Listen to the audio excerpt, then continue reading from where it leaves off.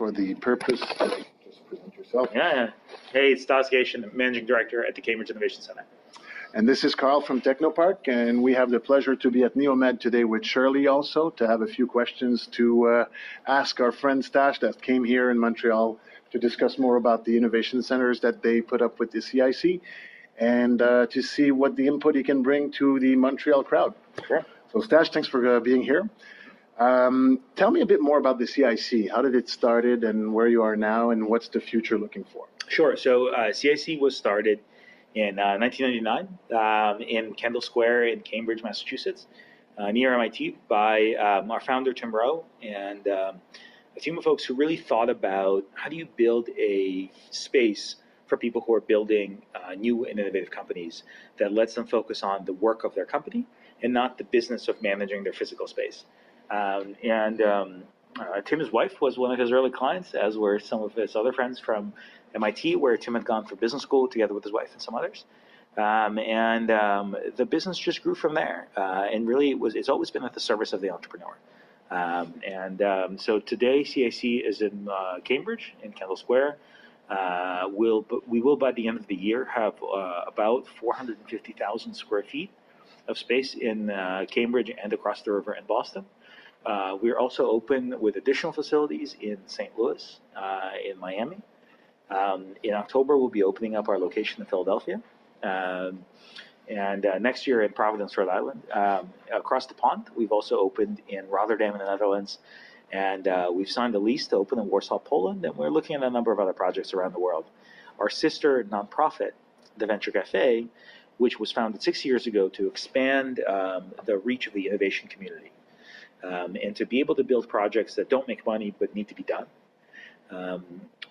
is now in addition to the cities I just named, it's also opening up in Tokyo. In fact, it's been open now in Tokyo for a few weeks. We're looking at the project there, and Venture Cafe is already open. Venture Cafe is also open in Winston-Salem, North Carolina, in addition to all the other cities with CIC we're at.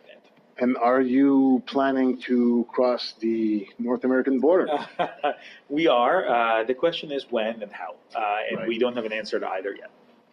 The fact that you're here at NeoMed and knowing that they're looking for an expansion, are you bringing a know-how to share, or are you looking to expand into? Yeah, so the folks at NeoMed invited me to come speak and sort of share lessons from around the world, and look, we're always happy to make friends everywhere, and so I happily accepted. I'm here. And we're just chatting about different ways to have an impact on local and global innovation communities. And I'm excited to see them grow. So hopefully that will continue. And you have a special relationship into your CIC centers. Can we call it like that, CIC centers? We just CIC, yeah. Okay, CIC. In life science, you were mentioning this morning that a big proportion is in life science. Yeah, we certainly have a connection to life science that's healthy. I think a lot of the really interesting innovation is happening in life science, but also life science connects pretty closely to technology. And so we have companies in our spaces that are, we have some spaces that have wet labs. So Miami and St. Louis have wet lab spaces. Philadelphia will have some wet lab space. In Boston, there's a nonprofit organization called Lab Central, which was founded by Tim Rowe. He's the chairman of the board. And Johannes Verhoef, who is its CEO and founding executive director. Lab Central is a nonprofit wet lab space that provides wet lab space in Boston. We don't have any wet lab space in Rotterdam, for example, but many companies these days in life sciences are connected to wet lab operations elsewhere through CROs, through other types of partnerships and relationships. So actually, I think we have more life sciences companies within CIC that don't do wet lab or don't have wet lab inside their own office, and companies that do have wet lab. But of course, for the companies that have lab, it's pretty important space.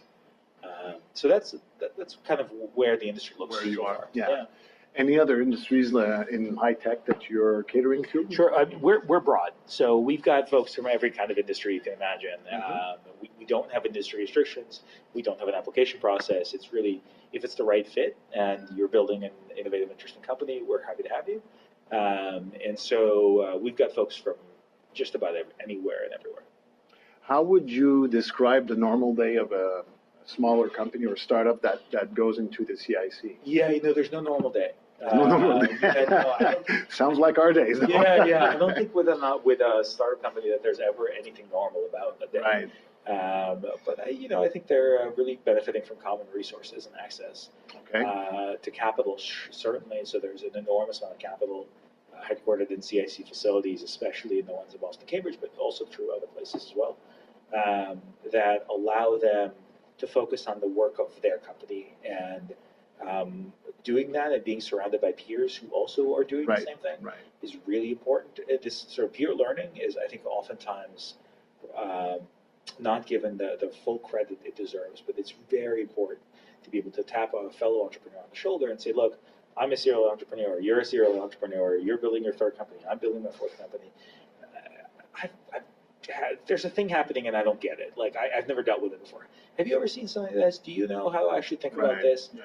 That experience, that conversation, that value from a serious, experienced entrepreneur is really critically important. But it only works if the place is built properly and has the right kind of relationships between the people. Yeah, I was going to ask you, how do you bring them up together to be able to networking, to exchange thoughts and ideas and creative concepts? So generally, entrepreneurs are a friendly bunch as a concept because you kind of have to be. But part of it is building an ecosystem and an environment where people find happiness in their workplace, so that they're not necessarily upset or angry with the things that are happening around them, and they can really focus on engaging with the people and not worrying about is the coffee machine working or not. If you can make an environment which is background and not active thought process, then that makes it a very hospitable environment for the kind of conversations we want to foster. Right. You probably create events or happy hour or trade shows or anything like that. Yeah. So for the Venture Cafe, our sister nonprofit organization, is really our engine for a lot of that kind of work. Because I think the interesting thing about being a nonprofit engaged in the work of innovation community advocacy and connection is that it's pretty clear to folks that we're not doing this for CIC's economic interest.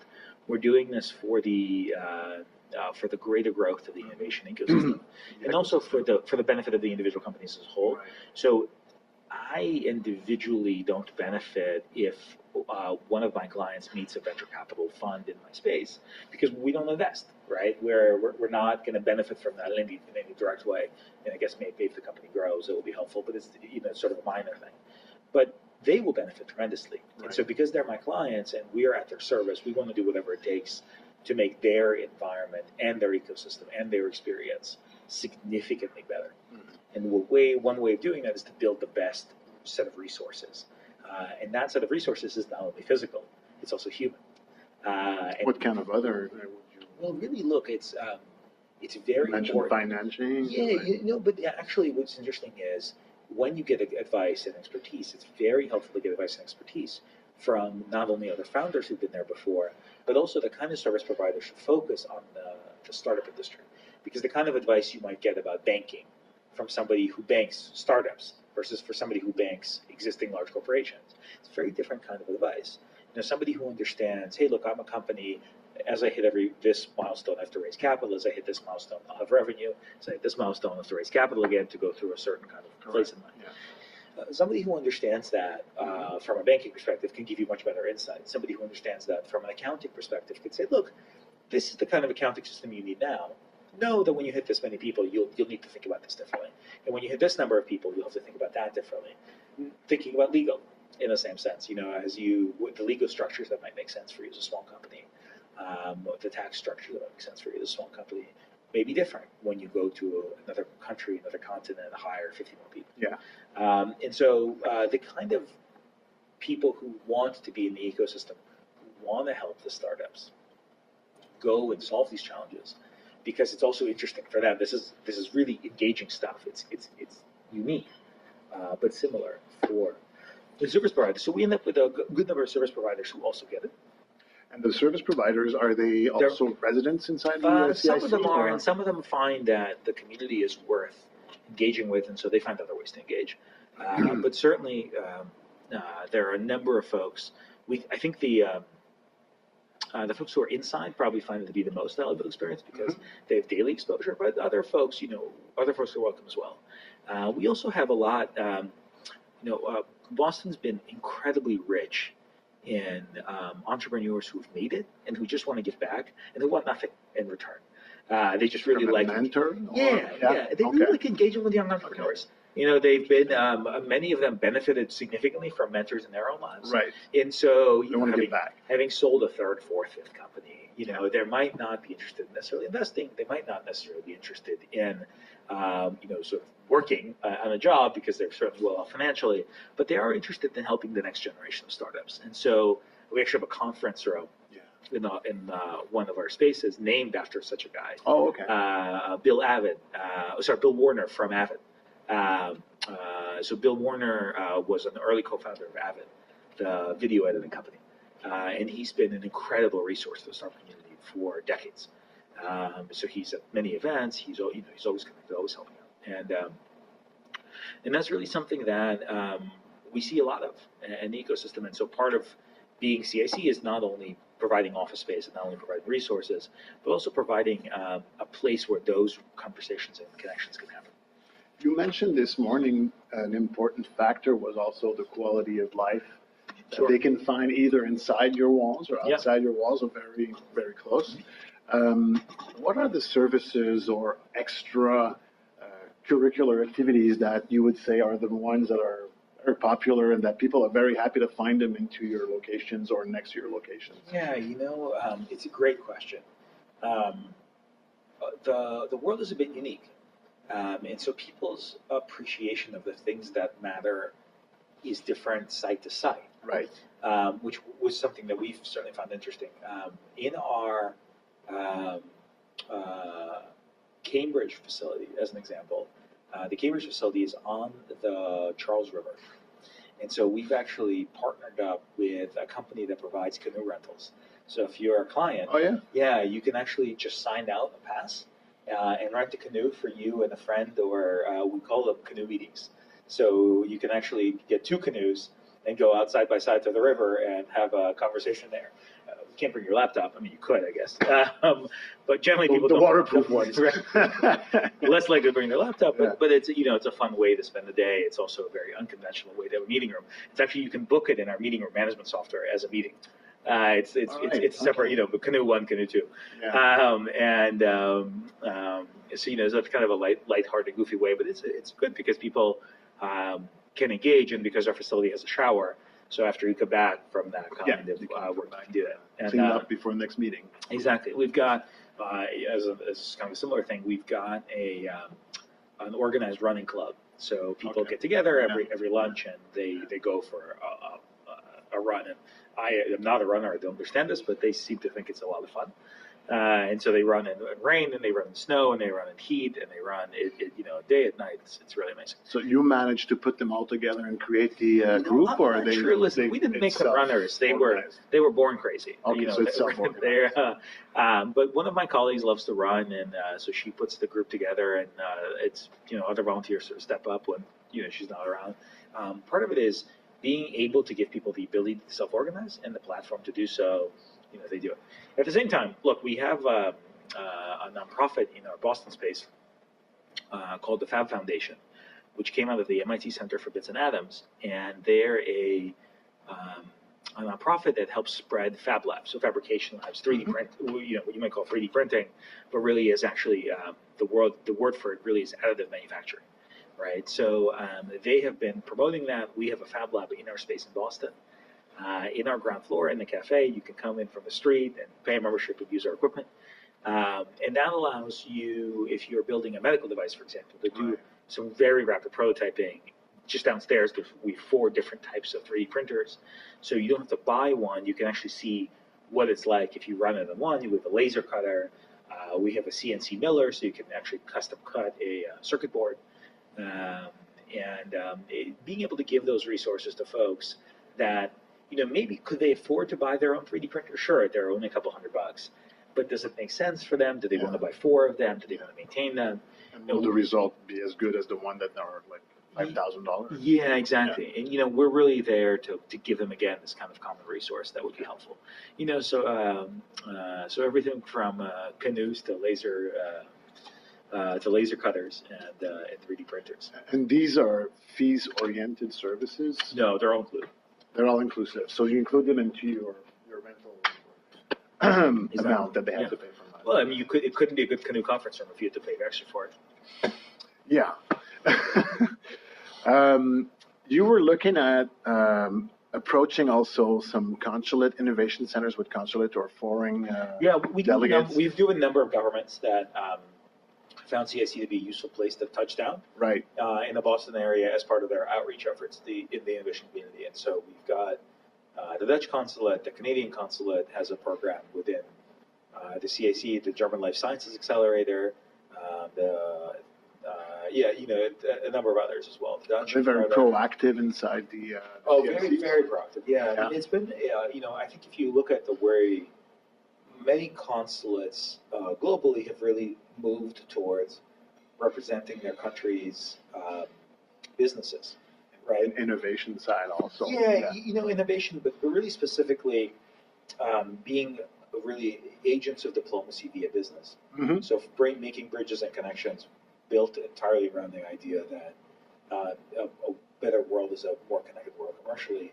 And so they help companies go to their country and help companies from their country come to the place where they're working and help build these global trade. They're probably working as not an affiliate, but really a facilitator. A left arm or right arm of the general consulate. Yeah, exactly. And the business hub. Exactly. And I think so in Boston, the Swiss kind of were, I think, one of the first maybe to play with this model. They're very proactive. They're very, Swiss Next was kind of a model that they worked on in Cambridge. I think it was the first Swiss Next, maybe the second after San Francisco, but a model of a consulate as a business engagement tool with no diplomatic work and no consular work, not in the conventional sense, but a place for gathering events and activities and such. And that model has been spread around the world, but they were very active in spreading that model and a good partner of ours for a number of events, not inside the facility, but certainly an ecosystem partner in a big way. It's funny you're mentioning the Swiss because we have two business centers here, and there's also the one being built for Neomed. But Technoparc owns two business centers, catering to smaller companies, and they grow, and then we want them to stay inside the Technoparc once they're grown. Yep. And the Swiss were the first one to realize there was an opportunity, so we just had them sign a lease 2 months ago, and we have a Swiss delegate that will be there on a sporadic basis, but not all the time. But they saw also that they can provide the services to companies that want to sell or go into the market, not just of Switzerland, but Europe, and start from Switzerland and then spread out and through East and West and North, South Europe. That's right. So that's funny you're mentioning it's them. We were talking also about a bit of artificial intelligence in life science. And when you were talking this morning, a question popped up in my mind. I said, let me ask him what his thoughts are about. You probably have a lot of AI companies into your CICs that are startups or they're growing and growing. And Montreal's been positioned itself as a North American capital of artificial intelligence. With the life science and CROs, there is a lot of the work that the AI or the IA can replace. And how do you perceive the future of combining what we're going to be finding as breakthroughs into artificial intelligence and also how to apply it into life sciences and what's going to be the replacement, or how do you see the future of those two together? Let me say, I don't know.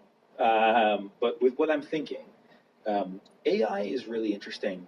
One of the ways that AI is trained basically today is you usually give AI a big set of data and you try to get it to understand the data contextually, right? So you give it 10 million pictures of highway signs and you say, this is a highway sign, and it iterates itself and it writes itself a program. And we call it artificial intelligence because we don't write a program to tell it this is a road sign. We take a general intelligence and we say to it, this is a thing, find the pattern, and it figures out that this is a road sign, right? So where is an interesting source of big data? Life sciences. So life sciences has huge amounts of data, And oftentimes we struggle at processing it in ineffective ways. So our DNA code is a bit different from one to another, but we're talking about billions and billions of base pairs per person. And so trying to understand what happens when you change one and the various permutations of that, or what happens if you change 100 at the same time or 1,000 at the same time. There's some very interesting work in AI just around trying to get us to better understand what's actually happening. The other bit, and I think it's you can kind of see it being driven today with fitness data as a first sample, but where there's much more there. The simple and interesting thing on fitness data. So today, if you think about this, right? So I'm pointing at my Fitbit for folks who are listening to this without seeing me. So my Fitbit records my heart rate. So what makes my Fitbit interesting about that, right? My Fitbit records my heart rate with a certain interval, but it records it basically 24 hours a day. I mean, I don't wear it when I'm sleeping. Some people do. But, I'm recording almost 24 hours of data around what is my heart rate doing. So today, we're not really doing a lot of looking at that data. But to be clear, this is really the first time outside of a hospital setting that you've ever had a biometric reader record data historically over time with some amount of sensitivity and frequency for the duration of a day every single day.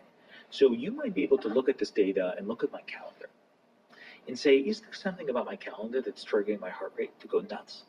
Is it food? Is it a stressful person? Is it in my life? Is it a calm person? Is it something at work? Is it something at play? Is it am I stressed in traffic? And that's heart rate data is fairly basic and really not that insightful by itself. Mm-hmm. But what happens when we combine it? Right? What happens when we combine it with a sensor that measures your blood sugar? So today we don't really measure blood sugar except in bursts, but there are sensors coming that will let you non-invasively measure blood sugar over the course of a day. Yeah. Record that data. So now, wait a second. Now we can push my data of my heart rate and my blood sugar data. We can map them across one another, and we can maybe map them across my calendar. Now we can say, well, what's happening in my calendar? What am I doing? When am I doing it? Maybe we can take a picture with our phone every time we eat something and analyze that and say, what does this do to the other two things? And vice versa, which is, what does me being hungry change? What does my blood sugar level change about what I'm eating? Because maybe when my blood sugar crashes, I just want to eat sugar, and I don't, I'm less likely to pick up an apple or kale or whatever, right? We're at the very beginning of this stuff. We don't understand anything compared to what we will understand when we gather more information. We don't track, there are many other things, but if you talk, there are folks who are working on microfluidic sensors. So you might be able to take a sensor, put it in your toilet, and have it tell you what's coming out of your body and what should you know about your health based on what's being found in what's coming out of your body. How does it change over time, right? Again, the change over time is critically important for health. We almost never measure it. The best case scenario, sort of best practice, is you go to physical once a year. It's not that often, right? As a data point, it's not a lot of data points. Permanent one that's giving you all the data. But if I know much of this data, if I can measure the contents of my blood every 5 minutes, and not every year or every 2 or 3 years, yeah. Right? My ability to be responsive is going to be really different, because if I can understand, look, if I eat a plate full of squash, then I have a stable heart rate all day long. And if I eat potatoes, they're going to make my blood sugar crash. They're going to give me heart sweat. They're going to give me sweats. They're going to do this. They're going to do that. I now have a real insight into how to live my life that's much better. And this is sort of simple, first level, what we can see, obviously. Yeah. And that it's nothing compared to what's coming. I think this kind of data, as it intersects with AI, then will tell us, I didn't even mention the drug side of this, which is, I take a drug, what happens to me? I take some kind of medicine, what happens to me with that medicine? Can I measure the impact of the medicine quickly? Can I understand it? This is the stuff that's coming. It's fascinating. And that's where the intersection will be for healthcare. There is we could go on with this. Sure. There's like a perception of what's going to be the replacement jobs, and in general, doctor and generalist might be, in 20 years, a job that's not, useful anymore because we have that auto. Or maybe your doctor is your concierge. Maybe the Yeah, generalist just doctor check if the reports are good and then sign it off. but also understand the first signs of things at which point to direct you in which direction, right? Maybe your doctor is the captain of your health life. You come in and they say, look, based on what I know about medicine and what all of the sensors are telling us, I think we should kind of dive more deeply a little bit into this area. Let's try to understand this. Let's give you 6 more sensors to wear every day, and let's report back in a week and see what are we learning from the sensor that records every 10 seconds what's happening with your blood chemistry. Look, we have dogs now that could smell low blood sugar in a diabetic. Wow. Right? We have dogs. We don't have sensors that can do this, but we have dogs. So are there sensors that could do that? Are there sensors that do that? that could give you not so the dog can only bark when you start smelling weird and in your blood sugar crash, the dog barks and says, make sure you eat something, right? Yeah. If you have a sensor, you might know, is it 100? Is it 200? What's the level? Where's the sensitivity? It's more right? precise. Exactly. Yeah, there's very, very interesting stuff about this. If I were building a new business in healthcare, I would go look very heavily at this stuff because even not necessarily in the moment accurate data. So, maybe the Fitbit says my heart rate is 65, but really it's only 60, or it says it's 65, but really it's 70. The plus or minus 5 is not great for healthcare outcomes, but for long-term tracking, it's good enough, right? Because I want to know, is it 60 or is it 200? Is it 60 or is it 150? Right? That's what I want to know. 60 or 65. I mean, it matters, but it doesn't. The increment's not as important. So anyway, I think we're going to have some fun stuff in this world. And knowing, you said, I'm just switching now back to the quality of life. I just wanted to touch your brain on that one. Knowing what you know about Montreal, sure. Knowing the good bagels, good bagels, knowing where we're located. Yeah. They have one here and one in Laval, but Technoparc is basically here in the borough of Saint-Laurent, which is the West Island of Montreal, which is getting a bit of good service from the collective transportation system. But we're going to get the electric train now coming out of the airport. The first station will be at the Technoparc, so you can reach the airport in 3 minutes, or downtown in 20, which will be a total game changer. And I think that's what stimulates some of the companies to either stay or come over. And because we had a tremendous year in the last couple of years, 32 companies last year that moved into the Technoparc, some headquarters, some international companies based in Montreal now that are not just Canadian headquarters, but North American headquarters, Green Cross Therapeutics being one. Knowing that the position of the borough where we are compared to being downtown, and the millennials, which you approached also, I have another question on that before we end, but on the millennial side, knowing that they are more comfortable into an environment when they can reach work by either taking a big C-bike rental or a sharing bike to get to work or to walk or to take the subway, and knowing that the borough of Saint Laurent is probably a solo car or shared vehicle that they can bring to get to work. What would be, with the transportation, the biggest challenge that we have to attract more millennials? Is there an incentive that could be around that transportation, other services that we could? Sure. So look, I think people are playing around with, if you have a defined area that you're in control of, can you run some interesting driverless car experiments now? So don't wait 20 years to do this. Run them now.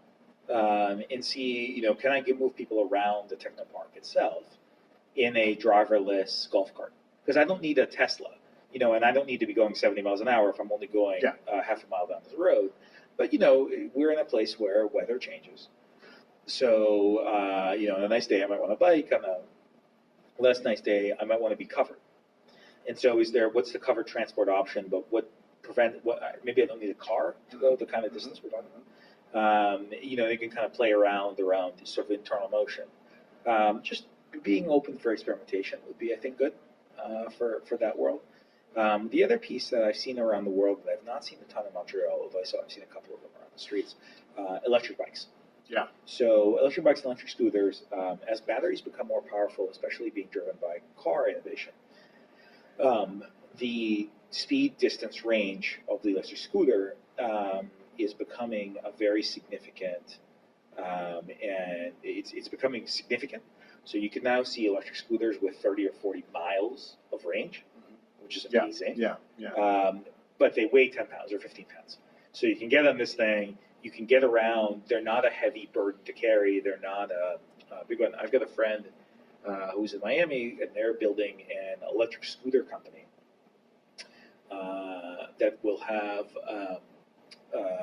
that will be dockless electric scooters, and they will be. It's really, really interesting. But again, it could be something interesting for a place like this, where I want to get from here to, I get half a mile down the street. I don't necessarily want to do my car. No. But is there some other option? And that could be an interesting experiment that would get people who are younger and interested. It's interesting you're saying this, because last year, actually in June, we announced a collaboration with ABB, Ericsson, and FP Innovation to introduce on the Technoparc tests for a electric driverless shuttle with the speed recharge with ABB, but kind of like an induction type of system from the roof. We probably saw them in Switzerland or in the Nordic countries. So it takes about a minute to reload, to recharge the battery itself. And we're looking at building this here in Canada to have a shuttle that would be adapted to the Canadian weather. Because we know it exists already in those countries, but the weather's not as brutal as it is here up north. You know, we have like 5 or 6 months that it's really, really cold and snowy. So we have to make sure that the intelligence in that shuttle will be able to recognize the snowbanks versus a person. You know, when it's going around. And the whole purpose is to have that connected also with the electric train system once it starts to function in operation, to be getting the person at the station, bringing them to the northern end of the Technoparc, because it's probably 1.2 kilometers or something like that. Let's say in miles, so it would be like around 1 mile. Doesn't make sense for them to walk, so they'll take the car. They won't take the train. So we're looking at the kilometer around the station to make sure that we can gather people from an extra distance from that 1 kilometer diameter that normally is the distance that people will walk to get to the train station or the metro station. If it's more than that, they'll just say, the hell with that, I'll take my car. So, and we do have a survey every year that we do on transportation to know where the people come from and what kind of transportation they're using. And you'd be surprised the amount of people that are solo car. It's in the 60s and 70s, 70%. So it's high, it's very high. So that's one focus that we're looking at. Quality of life wise, we do have a lot of activities that are taking place here that we organize as a non-profit organization, because that's what we do. We're a non-profit organization. We do food trucks. We do the techno games every September. So companies of groups of 10 people from different companies are doing competition, but it's like a it's not hardcore sport. It's it's very light. So we do a lot of these activities. You must have found some activities that you were doing in different locations that were the most popular ones that you took you were the captain of that activity. I mean, it's interesting. We found that really it's really about self-organizing, and it changes over time. And so, like, what matters for people is really driven in the neighborhood by the thing that makes sense for us. So, like we have food trucks in St. Louis because we're near some buildings where there's a big outdoor parking lots. So it's easy to get a lot of people together, get some food trucks. The food trucks are, as a business, an interesting one because restaurants initially object to them, but then later love them because actually food trucks get more people eating out. And so they look like they might take business, but actually end up driving business. So yeah, I mean, I think that our really activity is not to do the events; it's really to be a platform for other people to do them, and part of that is just being able to be active and connected and engaged. So I'll give you an interesting example of recently. So we hosted a site in both Boston and Cambridge for a nonprofit an artist who was doing a project with a nonprofit called Pathways to Freedom, where everyone told their story of freedom and then created a custom piece of jewelry. And all of those pieces were combined into a tableau that's currently on the Boston in the Boston Common, and actually just got an extension because of how popular it was for how long it could stay there. So, that's a very sort of unconventional way, and it was driven really by this nonprofit thing. Came to us and they said, would we be interested in being a host? And we said, sure. And by the way, do you want to do it in 2 locations? And so we hosted in both in Boston and in Cambridge. And so there's so many different ways to engage, but that's just one of them. As long as you're either helping them out or just bringing some thoughts and ideas also. Yeah. And as long as it's useful for the community to be able to do that. Right. Because ultimately that's what it's all about. I know you had a long morning, Sure. long lunch. Is there anything you'd like to add as far as what you know about Technoparc and NeoMed? No, I mean, I think I've been very impressed by people's activity here. Certainly very impressed by Pierre's and his team and Don and the larger NeoMed team. They've been really kind. They were my host. They brought me here. So I think that it's going to be interesting to see how this develops. Certainly, I think the future of Montreal is pretty bright. So it's just a question of how it becomes realized. And before we sign off, we'd like to be thankful to you for your thoughts and creativity that you're bringing, and your morning speech that was very inspiring to a lot of people there. And we're inviting you whenever you want to come back, and Pierre-Yves organizes something with NeoMed. Sure. We'd be happy also to give you a tour of the site. Sure. Sounds good. Thanks. Yeah. Pleasure. Thanks a lot. Yeah, absolutely.